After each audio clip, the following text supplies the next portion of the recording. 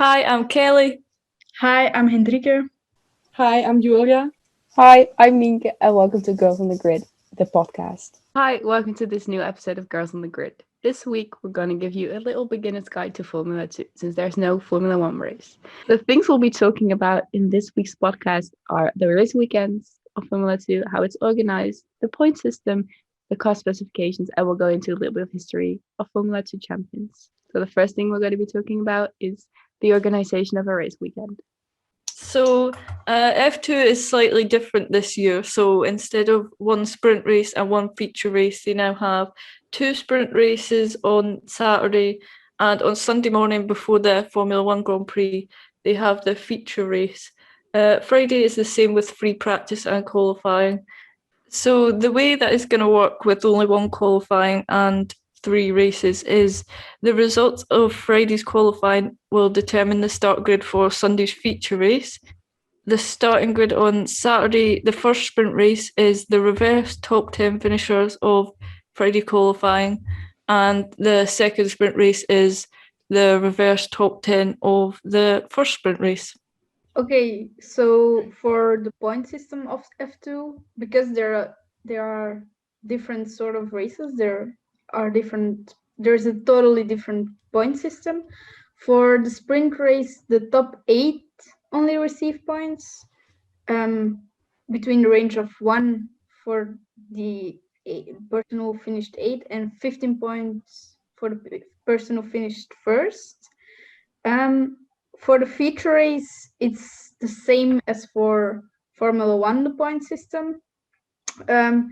A few things that are different as well is the person who on Friday qualified on pole receives 4 points, and the person who has the fastest lap receives 2 points. But in order to receive those 2 points, you must complete 90% of the total of amount of laps in the race, and you must finish in the top 10. So you can finish 11th and have the fastest lap, but you don't receive those 2 points. So the max score anybody can get for a whole weekend is 65 points, which is more than last year because there are more sprint races this year. And by the end of the year, there is a count-back system to decide who wins if there is a tie between the drivers. So first they see who has the most wins, and if that's the same, they see who has the most second place podiums, and so on and so on and so on. Right now, after the first race, in the top 10 we have 4 new rookies, which is special because they, even on the second place, we have a rookie and he won the first sprint race. So I think for next year or for this year, we'll see a lot of the new rookies and see a lot of different winners. So that's exciting. So one special thing in Formula 2 about the car is that all teams got the same engine and the same chassis, which is slightly different to Formula 1, but makes it a bit more interesting because everyone got the same material, and it really comes down to the driver and what they're going to do with it. The engine is provided by Megachrome, which is a French manufacturer. They also got a history in Formula 1 with Renault. And the engine is the V6 single turbocharged direct inject 3.4 liters, which got 620 horsepower, which the engine allows the car to go to 0 to 100 kilometers per hour on 2.9 seconds, compared to Formula 1. It's like in Formula 1 is 2.4 seconds, and 0 to 200 kilometers per hour is 6.6 seconds, and in Formula 1 is 4.4. And the max speed they can achieve with Monza configuration and DRS allowed is 345 kilometers per hour, compared to Formula 1. In Formula 1, it's 370. The chassis is provided by Dallara, which is an Italian manufacturer. Just like in Formula 1, they also got the Halo and the DRS system, but in general, the cars are a little bit smaller. They also use the Pirelli tires, which are 18-inch, but the Formula One tires are a little bit wider. They've got 3 tire compounds for when it's dry, the soft, the medium, and the hard. And same as in Formula One, they also got 2 tire compounds for when it's raining, the intermediate and the wet. The cars are run with no power steering and no traction control. For the history of Formula 2, we'll get into the past Formula 2 champions. So for 2017, Charles Leclerc was the Formula 2 champion. He drove for Prema Racing that year, and that's his last year of Formula 2. After that, he got into Formula 1, and he went to Sauber F1 team, as we all know. For 2018, the Formula 2 champion was George Russell. He drove with ART Grand Prix. And that was also his last year in Formula 2. After that, he went to Williams. The 2019 champion of Formula 2 is Nick de Vries, who also drove for ART Grand Prix, but he never got to Formula 1. Yeah. That's a weird one, because normally the Formula 2 champion gets an F1 seat. So what do we think about that? I think he deserved an F1 seat. Definitely. Not being rude here, but I think like Latifi only got his Formula One seat because of the sponsors he provides for Williams. Yeah, And definitely. like we all know, cash is king in the sport. Yeah. Yeah. And I think if it wouldn't have been for Latifi sponsors and the money, I think Nick would have definitely got that seat at Williams next Yeah. to George. Yeah, Think- definitely. As well, he would be a better fit for the seat. Nick, being young, I mean, he's younger than Latifi and has so much ambition, and obviously the skills needed to win a championship and be a good driver and to evolve and to make the team better again. And I think it's sad that his talents, so to speak, go to waste. I Yeah. mean, he's still racing. He's racing in Formula E. Formula He's E, doing pretty yeah. good. Like But he where? won. I think he won the first Yeah. race. He did. Like it feels like it was like 5 months ago, but this week is actually Formula E again. Yes. So Yeah.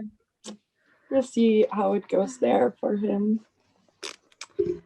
So the most recent Formula 2 champion is Mick Schumacher, who was racing for Prema Racing and now obviously got a seat at Haas. And there are some other F2 drivers who didn't win a championship but got an F1 seat. The first Formula 1 driver we're going to be talking about who got an F1 seat but who never won a Formula 2 championship is Sergei Sorokin. He drove for Williams in 2018, was his only year at Williams and in Formula 1, I believe, because I think he left Formula 1 after that year. I can't remember him being at any other team. Yeah. No, he No, left. not really. So he had a great career. I think that's like this kind of driver. I didn't expect you to say that. So I think Sergei Sorokin is like one of those drivers you don't really remember. Like he was there, but Yeah. didn't do much. That's it. Exactly. Yeah. To be honest, I don't remember him driving that year. I mean, I mean, when I was looking up for all the information for today, I saw him and I was like, he drove in F1? I completely forgot. yeah. Yeah, it could also be just because Williams are not really Yeah, in the Yes. spotlight much these days. Yeah. That could True. also be a reason why, yeah. The next one I wanted to talk about is Lando Norris, who got an F1 seat in 2019 at McLaren. I think one of the most well-known drivers, at least for the younger audience at the moment. But fully deserves his seat. He's proven Yeah. himself. And I think 2018 in general was a really competitive year in Formula 2. Like there are a lot of drivers who graduated to Formula 1 after that. Not just George and Lando, but also Alex Albon. yeah, Yeah, Alex Albon got a seat in 2019 as well at Toro Rosso, which he quickly moved on to Red Bull. He fully deserved a seat as well. And I'm really sad that he's not in Formula One anymore. Yeah. Yeah, me too. And I think we expect him to come back, but it is going to be really Yeah. difficult to find a seat. I think especially Money where plays- money is like the kind of, I wouldn't say it's priority, but that's what they Kind go. of That's is. what they go for. Like even Yeah. over like Formula 2 champions, they go for like the pay drivers. So I think it's going to be difficult to get a seat back. But he's fully proved that he's a great driver, and maybe Yeah. maybe just not quite in a top team yet. But I really hope Yeah. he gets I back. was surprised that when they kicked him out of Red Bull that they didn't like just put him back into Alpha Tauri, because Yeah. it's where he came from Yeah. originally. And like- that's basically what they did with Kia. So Yeah. Yeah, I was surprised to see that as well. Yeah. And I wonder if it's like they don't want to put Alex and Pierre together because Alex like took Pierre's place in Red Bull in a way. They were Yeah. like, we don't want to put them together to avoid driver fights and that sort of stuff, or whether it's like we just don't want him in sports anymore. well, he's still a Tevson reserve driver. and, Yeah. Yeah. like he's driving in DTM this year, so if he does well there, maybe we'll see him back, or maybe he'll stay Yeah. in DTM because Yeah. like in DTM they changed the whole system as well, and it's completely different to what's been the last years. So we'll see about that. Actually, pretty excited to see Alex racing again. Yeah. Same. So the next one is Nicolas Latifi, who got a seat at Williams in 2019. I think he's one of the drivers who's just there. You don't really see him, you don't really hear anything about him. He's just there. And I mean, did he even score points? No, I don't I don't think so. I don't think so. But he has a But great career. Yeah. And he I loves mean- Nutella. I like this. Yes. Oh yeah, I think that's the only thing I know. about him. I Yeah. Yeah. That's it. Yeah, I think Williams especially, like they need the financial backing, so they're willing to take on a pay driver Yeah. rather than a really talented driver, because Yeah. obviously the talent is kind of going to waste there, as we see Definitely. with George just now. So Yeah. Yeah. And the last three drivers, the best three Formula 2 drivers who got an F1 seat are Mick Schumacher, Yuki Tsunoda, and Nikita Mazepin. Yuki got a seat at AlphaTauri, and Mick and Nikita got a seat at Haas, as we know. I think we can all say that we're really glad that Mick and Yuki got a seat. About Mazepin, not so sure about that one. Yeah. yeah, Money Because talks. yeah. Yeah. That's also like a driver who just got into the sport because of the money. Yep. And I mean, it's that money, but still money is money in the sport in a way. Because again, like they chose money over a talented driver, because Callum Ilott got second in the championship, if I'm not Yeah, wrong. he was a runner-up. Yeah. The second.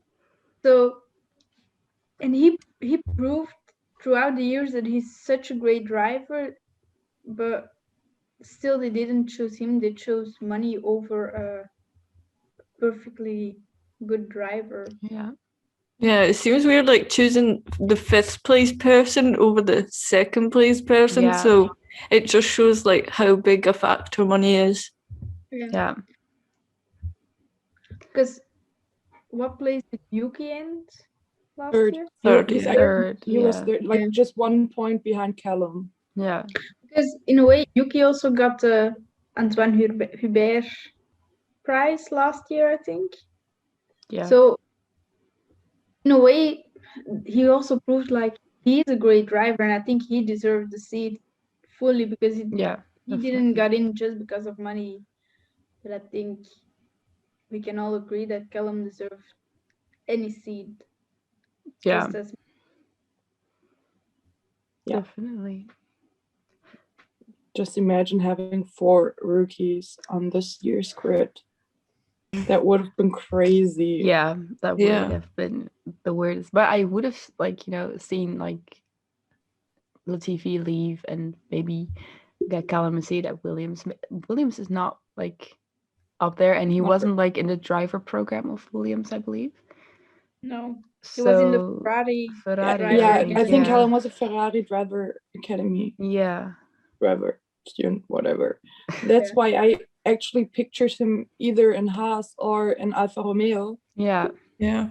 and I was really like surprised that Alfa Romeo sticking with their drivers for this Yeah. year.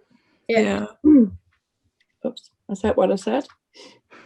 I was surprised that Renault or Alpine, as we call it now, didn't choose one of their driver academy Yeah, I drivers went for instead of freaking Alonso. Alonso. Because I mean, we got 4 rookies this year. Don't forget Alonso. Yeah. Exactly, like he did the young drivers test. Yeah, he's like one I of the mean- youngest drivers on the grid, so we Yeah. shouldn't forget If about he him. takes the young driver test, he's a rookie. Yeah, I agree. No, but Just imagine us having 5 rookies on the grid this year. imagine that. I mean, because if you talk about, I think Guan Yu Zhou is Renault driver Yeah, and academy also driver. Christian Lungard. Yeah, and I think those 2 last year as well proved that they could be in an F1 car. They should be Definitely. in an F1 car. And I think, yeah, I was surprised that they didn't choose any one of those 2 for the empty seat. Okay, I'm gonna say something bold here, but okay, this is gonna hurt, and I'm sorry in advance, but I'm up to 100% convinced that if Antoine Hubert, may he rest in peace, wouldn't have died, he would be at Alpine now because Yeah. he was also an academy driver. Yeah, definitely. Yeah. Definitely. That was the next thing I wanted to talk about, Antoine Hubert, because There you go. thank you. Because he was probably one of the most talented F2 drivers at that time, and he had a horrible crash. I cried this weekend because of him. Because I was watching Chasing the Dream about F2. And I saw the second season, but I didn't see the first one. So I was watching the first one this weekend. It was the year 2019. I came to the episode of Antoine Hubert. I was sitting in the sofa and my mom was like, "Are you getting sick?" And I was like, "No, I'm just crying." Yeah, I get that. Yeah. On the Pierre episode of Drive to Survive, Yeah. I was Yeah. crying a lot. Yeah, Like, same. I think, especially like when he won, I just started crying again because just like Pierre was thinking of Antoine, so was I. Like, I was just Yeah. like, Yeah. Yeah, It like, was and it's just another, it's like a whole different story with Pierre and Antoine. Yeah. And yeah. seeing him like that, he actually got the strength to race the next day and keep on driving. Yeah. Yeah. Oh, And I mean, it's Crazy. emotional. Like I always Yeah. get emotional about it. Like I, yeah. And the person who Antoine had crashed with, Juan Manuel Correa. he's driving again this year in F3. Yes. Yeah. yeah, First with a season tribute again. helmet. Yeah. It's so beautiful also to hear him talk about what happened, because like Yeah. he said in all the episode and everything, he says like the family of Antoine just came to me and asked, "How are you doing?" and still supported me even though I was the one who crashed with his son, with their son. Yeah. So Yeah, I think Like, I'm happy to see him race again and to see him back in a Yeah. car. Definitely. oh yeah, I'm really looking forward to see him again, because like the strength you gotta have to, like, his leg was smashed, and Yeah. like Yeah. another person died, and then just not just come back, but come back to racing not even 2 years after that is crazy. It's and I can't wait for him to be in that F3 car and get it going again. Yes. Just hoping that Antoine's spirit is gonna be with him, and Yeah. that's amazing. think- It's like really an amazing story. Yeah. I think also one of the biggest tributes is the Antoine Hubert Prize. Yeah. I think it's for rookies who score the most points or the most who wins, who have a win in F2 or who score the most points in F2. They win the prize because Antoine was the first, was a rookie who had 2 wins, and it was something they haven't really seen before. Yeah. So I think it's time to move on to the last subject and current F2 drivers to look out for. So personally, I think a few drivers we should keep an eye on and who might have a seat next year are Robert Schwartzman. Yeah. Guan Yu. I think he's one to look out for. Liam Lawson. I think he's a potential F1 driver. And Christian Lengard. And Marcus Armstrong, obviously. Yeah. Yeah. And I don't know. I was gonna say Oscar Piastri Yeah. as well. I've written Same. down as well, yeah. And a driver that I hope I won't see in F1 is Dan Ticktum. Yep. Agreed. If he gets an F1 seat, then it's over. Just imagine having 2 Crash Kings on the Oh grid. no! Then imagine having them in one team. Not gonna happen. But isn't like Dan Ticktum is a Red Bull Academy driver, right? I have no idea. I do think I think so. he is with Liam Lawson is. Yeah. And I think so I don't think they would go. to No, Haas. but you never know in the world of Formula One. It's Yeah. cash Yeah. is king. Yeah. If he brings a lot of money, Especially like with the new regulations coming in, yeah. we don't know what's going to happen at all. No. So our favorite F2 drivers. Mine is Marcus. Yeah. Marcus. Yeah. Yeah. Definitely. Like he's such a bright person. Yeah. It's And he's so amazing. talented. Yeah. Yeah. Otherwise, he wouldn't be part of the Ferrari But driver I think academy. that's like, yeah, Marcus is my favorite F2 driver.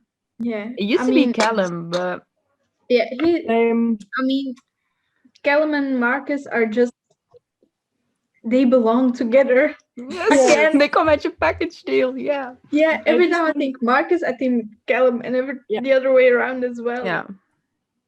Yeah, but then that's what I thought about George and Alex, and look where we are now. So. Oh, stop it.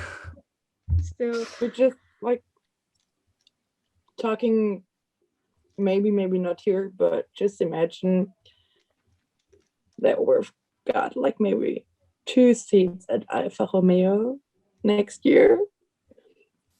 And I know there are like 2 pretty amazing Ferrari Driver Academy drivers, if that makes sense, Yeah. who are also kind of best friends. And if my facts are right, they actually live, or at least lived together. yeah. So they would get along pretty well. I see where you're going. For everyone who doesn't know what I'm talking about Callum and Marcus here. Yes. I think they would be a good team. Yeah, definitely. Yeah. I just almost said that having two rookies in one team. Doesn't work. No, I wanted to say that it could work because Haas did it, but then I thought about the rookies there, and I thought, no, maybe don't say that. The safety car has finished more laps than Mazepin has. I mean, Bottas' pit stop was longer than Mazepin's race. and that's Yeah. on facts. Yeah. That's facts. Alright. But I mean, Haas also not a very good team. No. It's not only the drivers. I mean, no. Mick has fun as well, but Yeah. Well, I still don't like him as a person, but no. Haas needs to improve Yeah, if they want to stay in Yeah. the sport. definitely. I'm hoping for next year because I'm convinced that both drivers will stay at Haas for next season. So with all the new regulations coming for next year, I hope that they're gonna do better because I think they said that they're not gonna develop anything new for this year's car, Yeah. but totally focus on the new car with the new regulations and everything. I'm really curious to see if they do. Yeah. Me Because we'll too. know Haas. I mean, the way he spun the car on track was beautiful. was He did a beautiful. beautiful pirouette. He was almost a ballerina. So Have you seen Cars, the movie? You gotta steer left to go right. I Yeah. think you just tried that. yeah, Like, I think he's just a massive fan of inspired. the movie. Yeah. Yeah, probably. And then it just didn't quite work out. No, could he's no happen. Lightning McQueen. Maybe it's just hard. For any girls watching or listening, we have a new Discord server for girls to share their passion of motorsport and F1 and to meet others with the same passion. Our link is in our Yeah, it's in the description box and in our Instagram bio. Thank you for listening to another episode of Goals on the Grid and stay tuned for the next one. Be sure to check out our social media, TikTok, Instagram, and Twitter.